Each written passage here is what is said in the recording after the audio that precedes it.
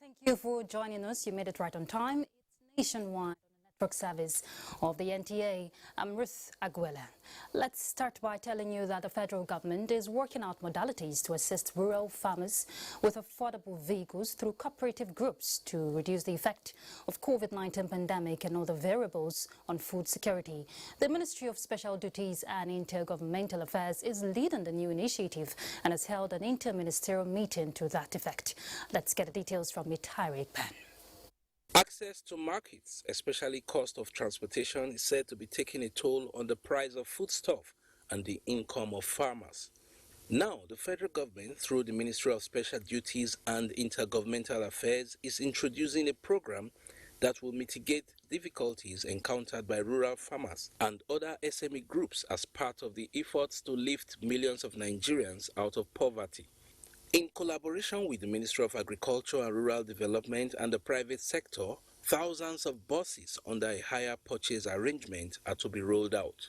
The whole essence here is to ensure that our rural folks have access to decent transportation facility. And now that there is a slight adjustment of the price of oil, PMS, we do recognize some Shylock businessmen who decide to take advantage. So once this is realized, we believe it will do quite a lot to stabilize the price system for the benefit of our people. The project is to be launched by President Buhari as soon as modalities have been put in place. In Abuja, Mitaire Ikben, NTA News. The Chief of Defense Staff, General Gabriel Olonishakin, has inaugurated 5 hand pump boreholes in 5 communities of Taraba State, sunk by the Department of Civil Military Cooperation under his purview. Charles Abba reports that the Chief of Defense Staff was represented by Rear Admiral Abdul Adamu.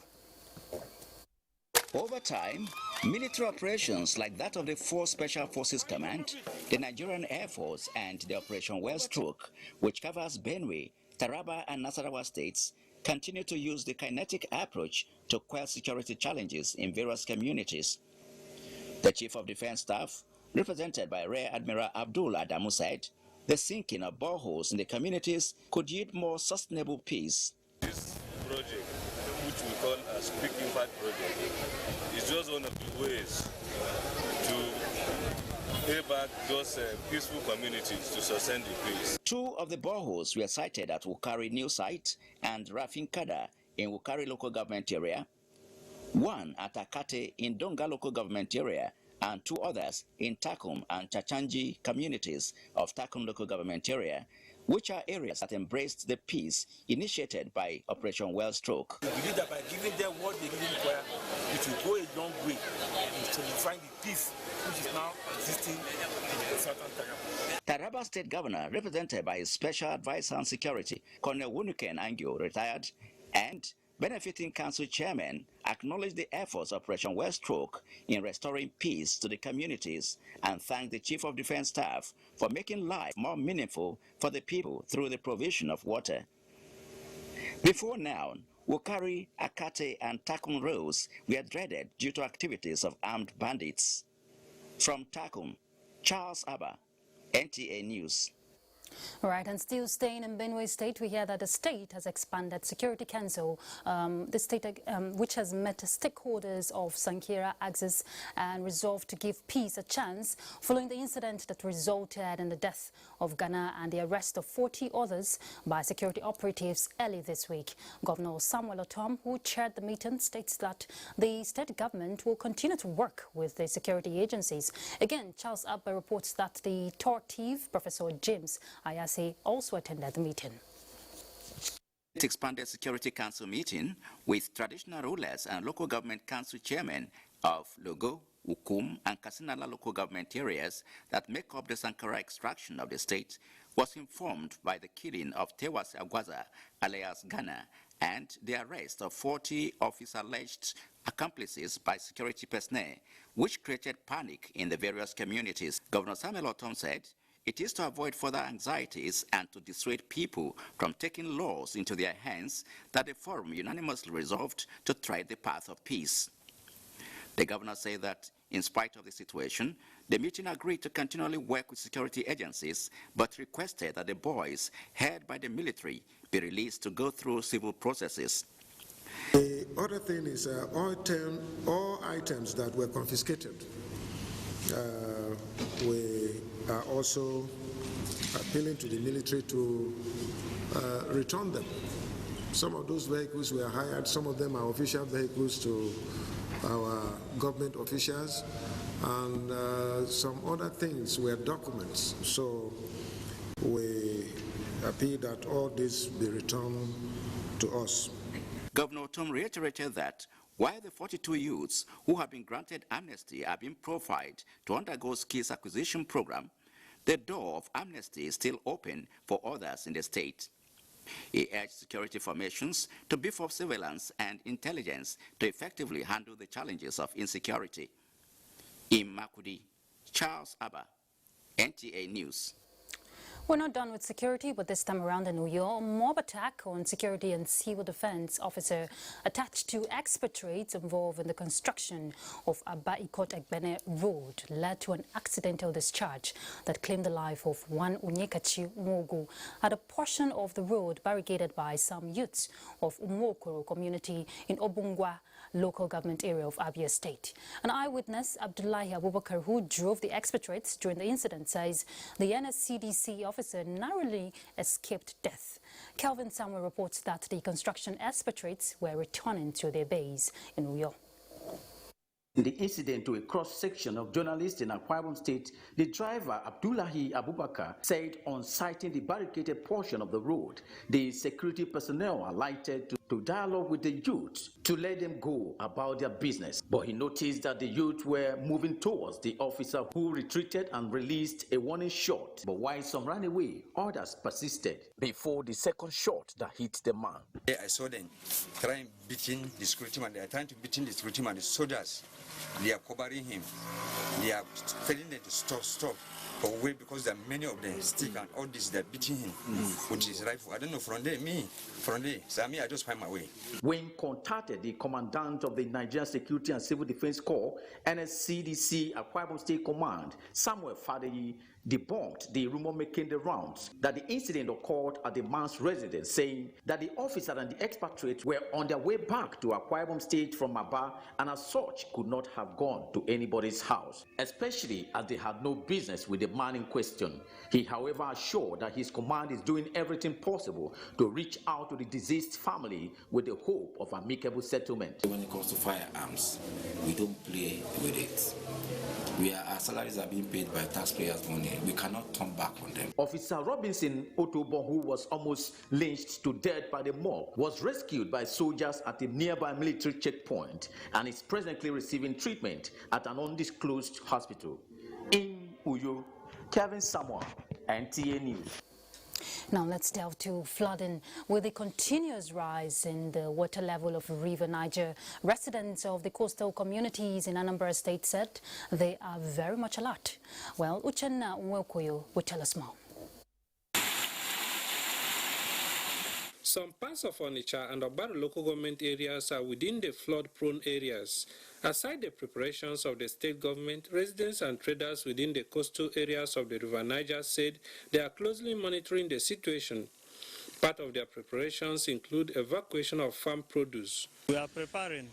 So even midnight and all the time, we are preparing. Anytime the flood disturbs us, so we can beg anywhere we can stay. I just pack some sand and cover where water will use full and enter my house. So I don't have any money to go rent another house. For the people trading in markets near the riverbank, the flood is a yearly experience that has become part of them. There are some people that have shops there. Now it is covered with water, with flood.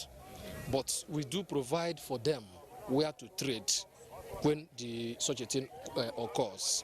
I would like government to assist us mostly on this life jacket. The Nigerian Meteorological Agency had predicted flooding occasioned by heavy rainfall within the riverine communities.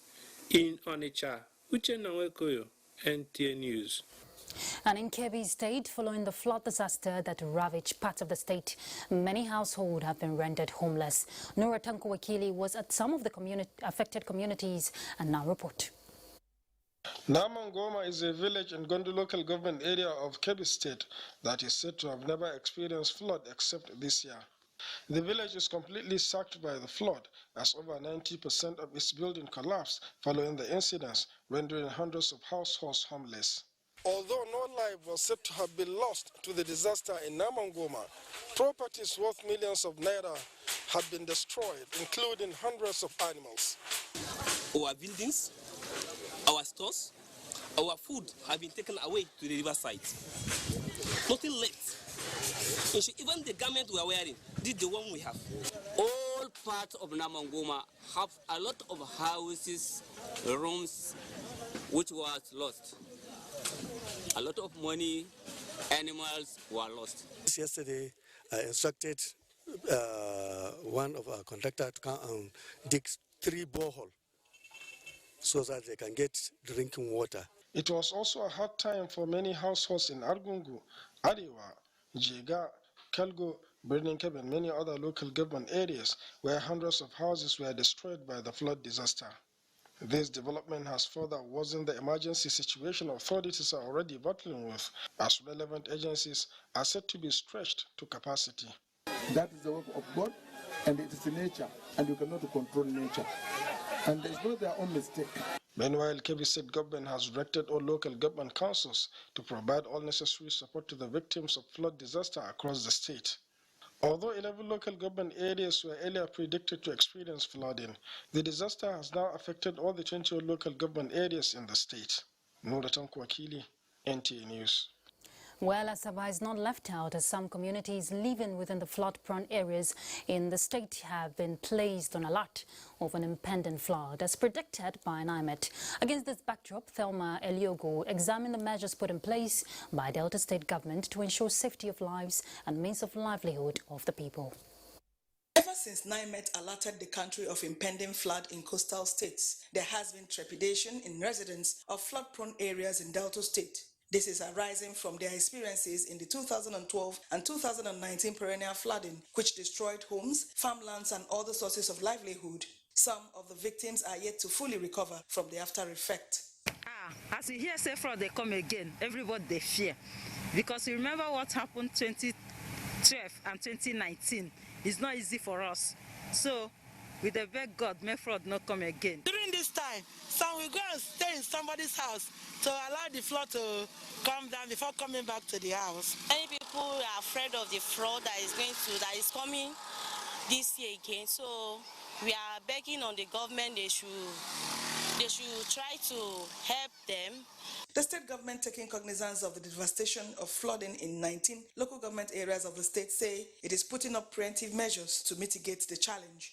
We needed to clean up the channels, all of the tributaries to River Niger. We have successfully done the dredging, or if you like, the deseating of the Anwa River. We have also successfully done the deseating of the Yabi River. However, the state is not building IDP camps due to the COVID-19. The COVID is here, and so you cannot afford to go and gather people in one place called IDP camp, and you are preventing them from suffering from the effect of the flood, and then you now go and put them in a place where they now go and either contract the virus or you worsen their health situation, which is why we have been carrying out sensitization. Meanwhile, citizens, especially farmers, are appealing for assistance to harvest their crops quickly before the flood takes over their farmlands. In Asaba, Thelma Eliog, NTA News. Lagos is our first stop on Nationwide. As we join Aguele, he's going to bring us some reports right now. Aguele? Thank you, Ruth. Good afternoon. The NTA2 Children Virtual Paper Presentation Grand Finale has taken place. Annie Daniels reports that winners will be smiling home with mouth-watering prizes few days from now. The virtual paper presentation is in two categories for children between ages 8 and 11 and between ages 12 and 15. The topics were on issues surrounding the COVID-19 pandemic. NTA 2 management says the initiative is to give children a platform to speak out as well as gain more knowledge on the issue. Hear how children share their own experiences as they stayed within the COVID-19 era and had experienced tremendous levels of skills. COVID became a phenomenon that linked the world. Young people now have a heightened awareness about global issues. At the end of the day, if you don't speak out, psychologically, this thing will bring you down. The keenly contested competition had a total of 10 participants who displayed a high level of intelligence and knowledge. I use this period to achieve so many things which they are not taught in school. Some of the achievements include participating in household washing and cleaning activities. Nigeria is a developing country. Online classes is good for the future, but it has some disadvantages. The competition is expected to produce 3 winners. Prizes will be presented on Monday by 1 p.m. at the Postmortem Hall, NTA 2 Lagos, to the winners. They'll be invited because you cannot present a product virtually. So they'll be invited, and of course, we will adhere strictly to COVID-19 protocols of social distancing. The NTA 2 Channel 5 online virtual children's paper presentation is the first in the series. In Lagos, Annie Daniels, NTA News. And shifting attention to the economy, the deliberate efforts by the federal government to generate revenue through payment of stamp duty in the face of COVID-19 will no doubt strengthen the economy. Experts, however, express the importance of proper sensitization among citizens for better understanding and compliance. Lagos State is one of the few states in the country that rakes in huge revenue from taxes. Data from the Nigerian Bureau of Statistics shows that in 2019, the state generated 359.32 billion naira made through local taxes. This is 69.55% of the total sum of 516.62 billion naira revenue from its pool.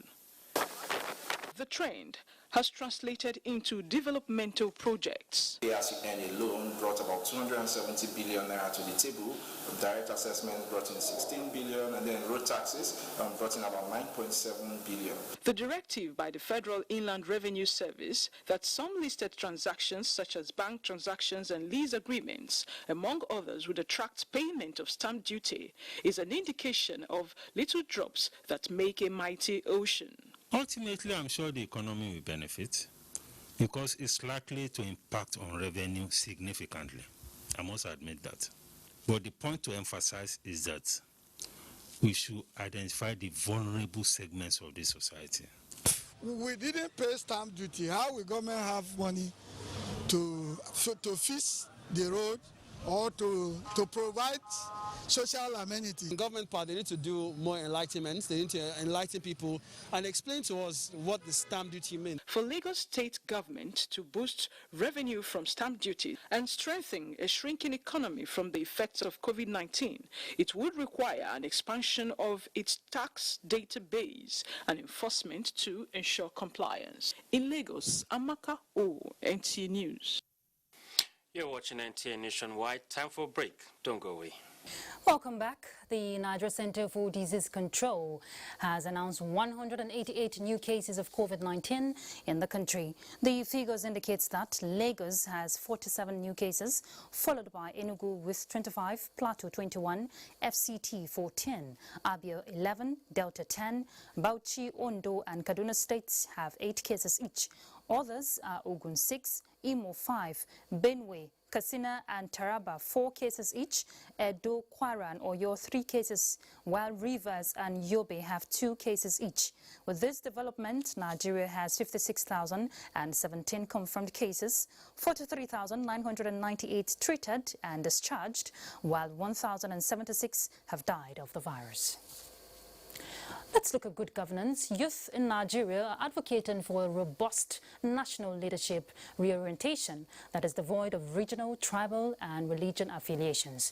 Well, the current All Progressives Congress government, led by President Muhammadu Buhari, and its policies of all-round development, particularly infrastructural development across the country, the youth believe requires genuine efforts and plans for sustainability. The political movement group, with youths cutting across the 6 geopolitical zones, are also championing a call for a peaceful and purposeful political environment that will always produce leaders with development vision like President Muhammadu Buhari. In Nigeria, we're supposed to do what? Emulate what he is doing, make a movement so that there will be one unified Nigeria with peace and stability, so that by the next time, the youth will take over Nigeria on leadership and follow exactly what he has been doing. We want a unified, peaceful country. You can see here that people of different tribes and nationalities, and that is the purpose of a Nigerian. It's not a tribal issue, it's not a religious issue, it's just celebrating the politics of our leader. They agree that youths in Nigeria are the major beneficiaries of the Buhari administration through impactful programs. And to Legislative Affairs, the Senate Committee on Industry, Trade and Investment has called on the management of the Nigerian Investment Promotion Commission to decentralize its focus by promoting investment potential abound in rural areas in Nigeria. Well, this was part of the recommendations of the Parliamentary Committee when it visited the headquarters of the Investment Commission. Ignatius Unkwa reports. 2 days of parliamentary oversight by the Senate Committee on Industry, Trade and Investment. The urgent need to showcase the many investment points across states and local governments in Nigeria was a major concern for the committee when it visited Nigerian Investment Promotion Commission. Go to the village and make promotion to the village. There are a lot of producers there. They don't have the opportunity. The bureaucracy will not allow them to even access Abuja. To achieve this book of states, we got each one of the 36 state governors to sign off on the page for their state. It shows the investment opportunities in that state. The Commission observed that it has commenced the second phase of the reforms of administrative procedures of Pioneer Status Incentive, which seeks to encourage the establishment and growth of industries in Nigeria. At the Corporate Affairs Commission, the Registrar General informed the committee that it has decentralized its business registration procedures with various ongoing innovations as it contributed 1.12 billion naira to the Federation account between June and 10th of September 2020 as operating surplus. You can register from anywhere and you get your certificate every state. Yeah. So all you need to do is to indicate the point of collection. The committee believes that if the Commission partners with the Ministry of Information and Culture, it will achieve the needed publicity for its innovations. The Commission hopes to achieve at least 80% of its revenue target for 2020 fiscal year. In Abuja, Ignatius Unkwa, NTA News. Let's talk agric. Towards encouraging farming activities for food sufficiency and security, over 200 young farmers from northern Borno who participated in an agricultural insurance sensitization workshop have also benefited from an empowerment program. The sensitization workshop was organized by Nigerian Agricultural Insurance Corporation in conjunction with House of Representatives member for Mongono, Marte and Ngaze Federal Constituency. Mohammed Tahir Mongono, Memuna Garba reports. With the relative peace being enjoyed in Borno State, where agricultural activities have picked up in most places, farmers need to be accorded priority to enable them regain their livelihoods disrupted as a result of insurgency. It was against this background that farmers from Mongono, Marte and Ganzai in Borno State have cause to smile, having acquired more knowledge on how to boost their agricultural activities. The farmers, who are full of gratitude for learning more agricultural skills and how to secure agri insurance cover, promise to step down the knowledge acquired to other farmers in their localities. This empowerment, it will go a long way in providing food in our constituency. It will improve our agricultural activities. The 3-day intensive agricultural insurance sensitization workshop focused on enlightening farmers toward the need to insure their project with the Nigerian Agricultural Insurance Corporation to forestall any loss to their investments, insurance policies across the agricultural value chain. The organizers said more farmers are being targeted to ensure food security. We have a branch office in Borno. He will follow through on what we've done and to make sure that these farmers sensitized, benefited from the activities. At the end of the workshop, each participant got starter packs and 70,000 naira cash donation. In Maiduguri, Maimuna Garba, NTA News. Well, as part of the efforts to reduce road crashes in the Yamba months, the court-martial of the Federal Road Safety Corps, Boboye Oyemi, has paid a sensitization visit to the lowering command of the Corps to prepare the officers and men for the task ahead. Kende Omolosho reports. The last 4 months of the year always witness high vehicular movement due to festivity. Though the Buhari administration is embarking on rigorous road construction across the country, the FRSC is setting on modalities to ensure crashes are reduced to the barest minimum. FRSC, under the leadership of Boboye Oyeyemi, is adopting new strategy for its Ember Month campaign this year. It's very important for us to look at the state of our preparedness and also to improve on the logistics in critical zones and personnel, so that what we observed for the Ember Month and end of the year patrol last year can be corrected, and for us to reawaken the consciousness of the road users throughout this. People are expected to adhere strictly to all traveling safety protocols of COVID-19, as motorists and commuters violating the rules will be punished. Kende Omolosho, NTA News. In Kaduna State, we hear that the new approach which engineers at the Rigachukun Bridge adopted in fixing the first portion of the bridge which caved in is yielding the desired result. Abdullahi Mohammed reports that one of the latest approaches was to reduce the water density on the transition bays. Being an environment where water meanders 365 days, and the fact that the damage to the bridge came at a time when water levels were at their peak, the engineers are treating the base of the bridge with a cocktail of defense mechanism to safeguard it against the impact of water.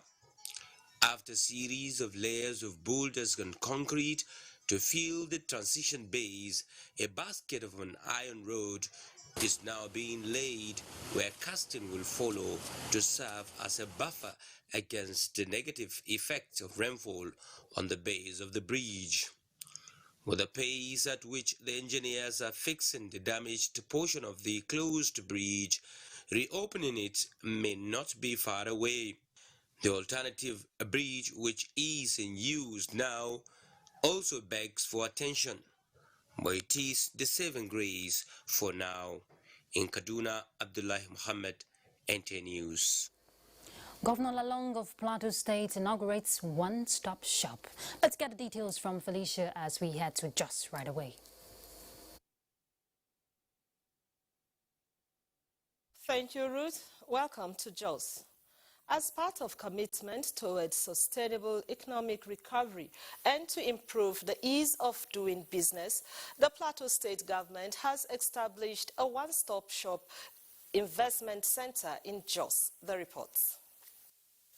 The journey to this milestone started in 2012 with the aim of reducing the cost of doing business free of obstacles for an improved flow of domestic and foreign direct investments to the state.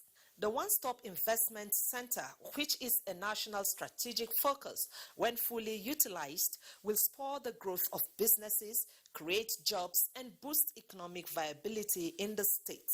When fully operational, the center will facilitate and simplify processes for business setup, such as granting permits, land titles, taxation issues, and any other requirements for investors. This is not just for foreign or big investors, but also for MSMEs in the state. Inaugurating the facility, Governor Simon Lalong emphasized that investors and tourists no longer entertain fears nor consider the state a dangerous place. Our rescue administration is matching words with action in ensuring that business activities on the plateau blossom.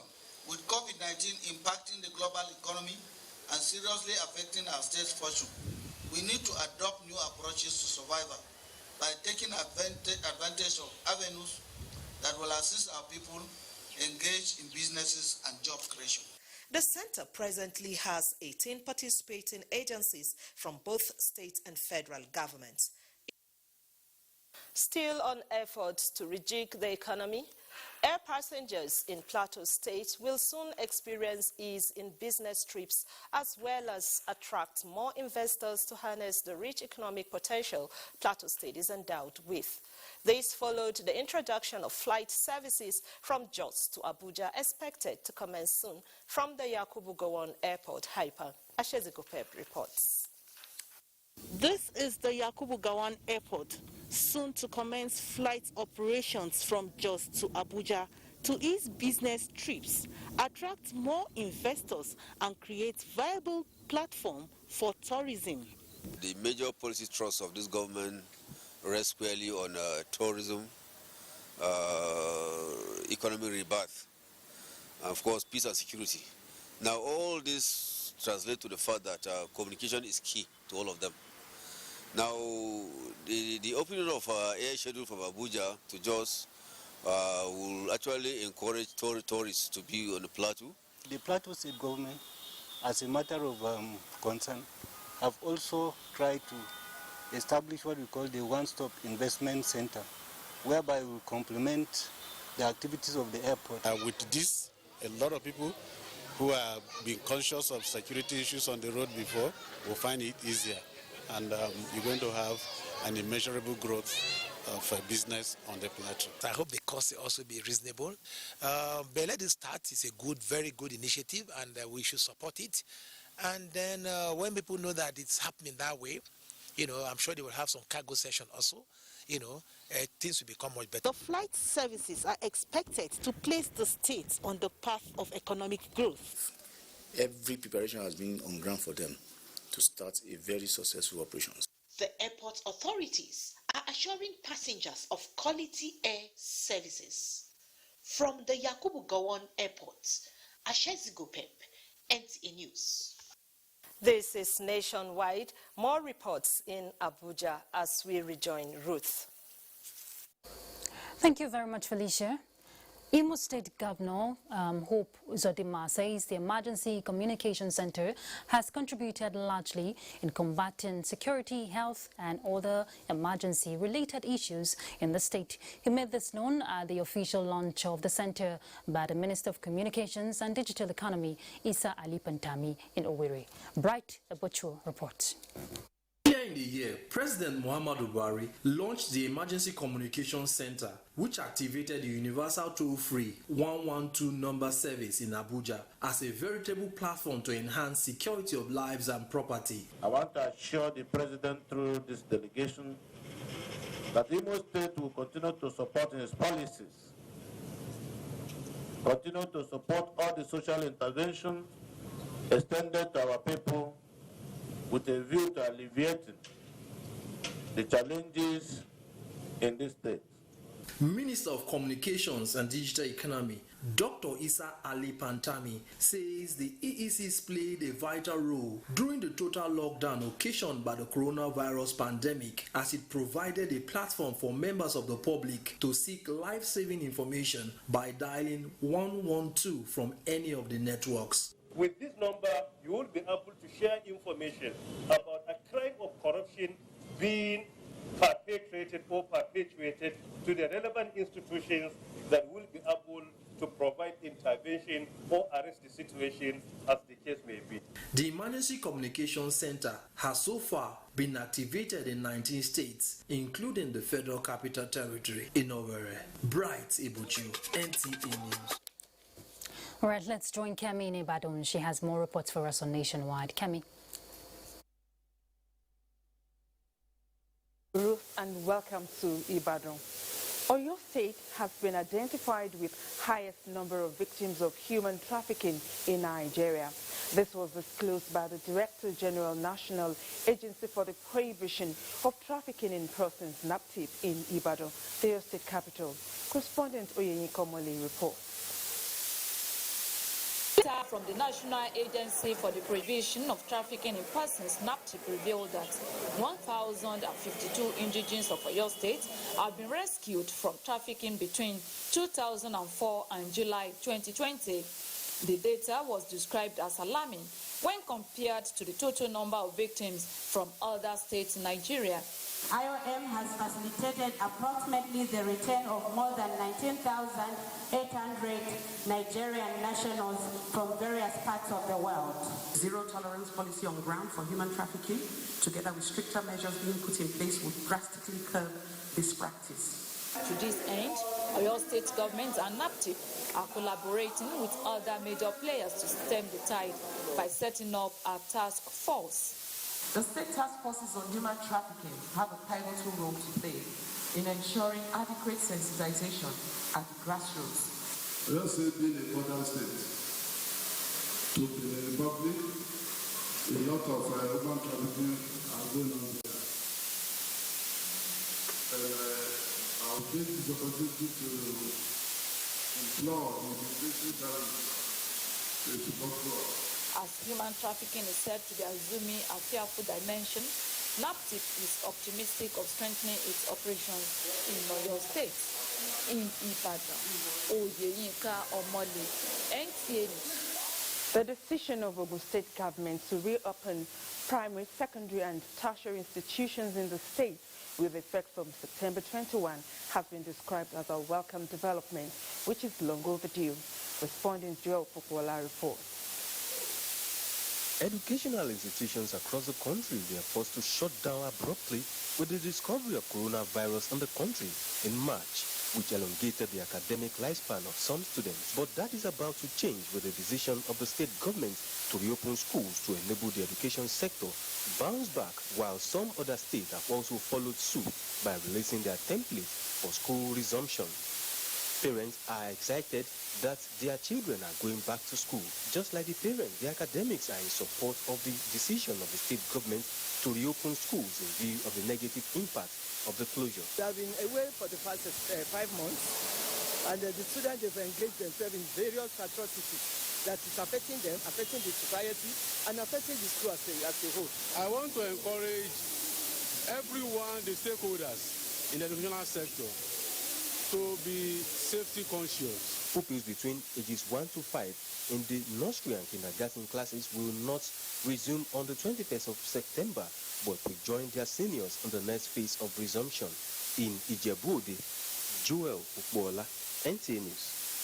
That does it from here. More reports with Ruth in Abuja. Many thanks, Kemi. The Federal Road Safety Corps has expressed gratitude to the Nigerian Army for the provision of over 6 hectares of land for the relocation of expressways to reduce risk of road accidents along the route. Kama Kama was at the new Anagada Trailer Park inspection site and now reports. Just few days ago, a commercial bus ran into a stationed truck along the highway at Gwagwalada-Giri Azaz, which claimed over 3 lives. Other similar incidents have been a daily routine around the area.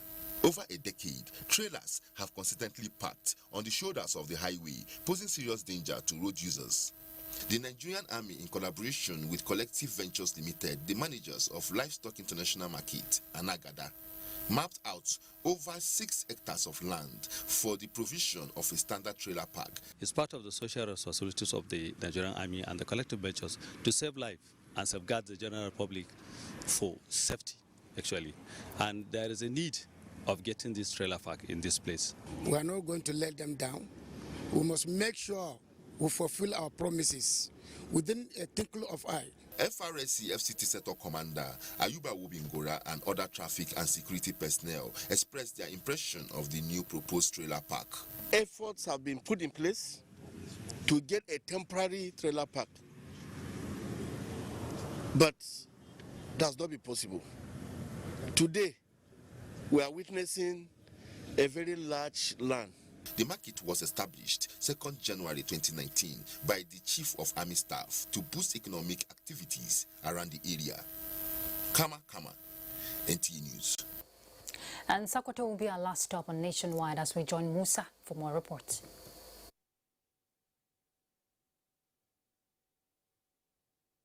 Hello. The Zamfara state government plans to construct 800 kilometers rural roads across the 14 local government areas of the state as part of effort to improve the living standard of rural dwellers. Governor Bello Muhammad stated this while flagging off the construction of a popular feeder road in Bangudu local government area under the State Rural Access and Marketing Project. Sadia Abubakar to know has more. Zamfara state government recently established the State Rural Access and Marketing Project, an agency responsible for boosting the socio-economic well-being of rural dwellers through massive construction and rehabilitation of rural roads across the state. Governor Bello Muhammad flagged off the construction of Tankalawa Samawa Road in Bungudu local government area under the pilot project in some 3 local government areas of the state. The governor said rural roads will especially allow smooth transportation of agricultural produce, enhance community relations, thereby boosting economic activities as well as providing good terrain for security operatives in the state. He expressed his administration's readiness to continue to meet its obligation in the area of counterpart fund for all projects undertaken with the development partners. Our gains for a new president will therefore remain unaccomplished without bringing a new lease of life for our rural communities, rebuilding and much needed infrastructures. Zamfara State Commissioner for Rural Development and Cooperatives Alhaji Abubakar Abdullahi Tsafe said similar work will soon commence in Safi and Maradon local government areas. Some members of the benefiting communities underscored the significance of the road and expressed gratitude to Zamfara State government under the leadership of Governor Bello Muhammad for the wonderful intervention. In Gusau, Sadia Abubakar Chino, NTA News. Wife of the Kebbi State Governor Dr. Zainab Shinkafi Bagudu has commiserated with the people of Wabaku village in Makera of Birnin Kebbi local government over recent flood in the area. Hassan Abubakar Koko reports. Wabaku village is about 3 to 4 kilometers away from Makera town, and it is one of the villages that experienced recent flooding in the state. The question now is, how are the people going to move in and out of Wabaku village as the road leading to the area is highly flooded? The only alternative is to use boats, which the residents use as the only means of transportation. It was indeed a tug of war for the team before we finally reached the village of Wabaku.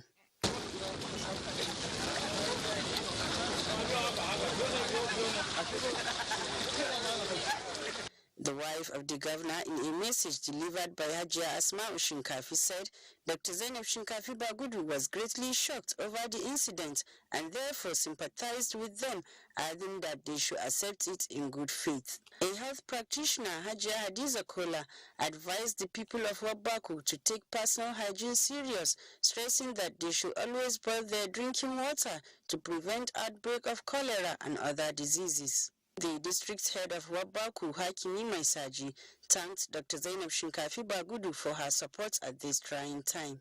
Some of the residents who spoke to NTA News thanked the wife of the governor for the kind gesture. Hassana Abubakar Koko, NTA News. Nationwide continues after the break.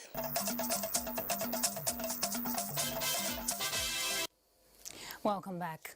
The Islamic Development Bank, in conjunction with an international organization for migration, is to partner Nigerians in Diaspora Commission on Diaspora Humanitarian Sukuk, diaspora remittances, as well as capacity development programs, training and research. Dr. Mahmoud Kamara, Regional Head of Islamic Development Bank in Nigeria, who led the delegation, disclosed this in Abuja during a strategic meeting with the Chairman, CEO, Nigerians in Diaspora Commission, Abike Dabiri Erewa.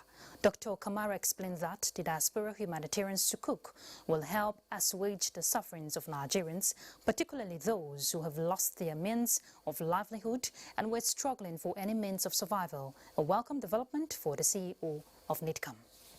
So it's something we're very much interested in. It's something that I think is doable. It's something I believe will have an impact on not just the economy of Nigeria, but Nigerians themselves, particularly Nigerians in the diaspora, that we really need to reach out to. So I'm excited about it, but I want to be excited to ensure that it succeeds. So let's have We put together a strong team made up of IOM, IDB, the Diaspora Commission to start work immediately. All right, let's talk sports. Ministry of Sports to establish Olympic camps in preparation for Tokyo Olympics. Olumide Guntola brings us sports update.